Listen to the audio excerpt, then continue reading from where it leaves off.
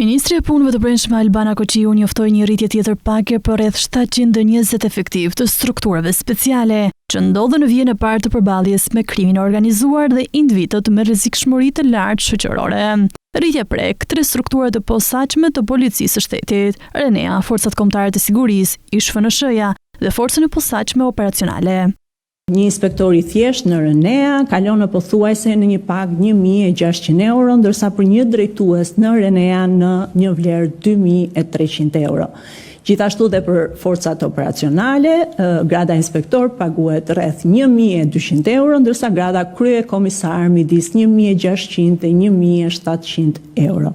Ministra Koqiu njoftoi edhe nismën për përdorimin e aseteve kriminale të sekuestruara dhe të konfiskuara në funksion të drejt për drejt të shoqërisë. Vetëm gjatë vitit 2025, 726 pasuri me një vlerë të përgjithshme prej 6 miliard lekësh dhe prej tyre konfiskuar 64 pasuri, të cilat kanë kontribuar në mbështetjen e 15 projekteve me impakt të drejt për drejt social dhe shërbimeve direkte tek familjet dhe komunitetet vulnerabël.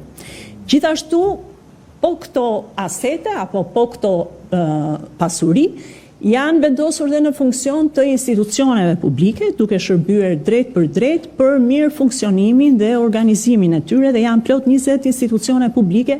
Sipas ministres, referuar kontrolleve për kthimin e ligjshmërisë në territor, në rang vendi janë evidentuar 252 subjekte që kanë shkelur specifikimet e lejeve të ndërtimit, janë prishur 447 ndërtime apo shtesa të paligjshme dhe janë vendosur gjoba me një vlerë të përafërt prej 12 milion eurosh.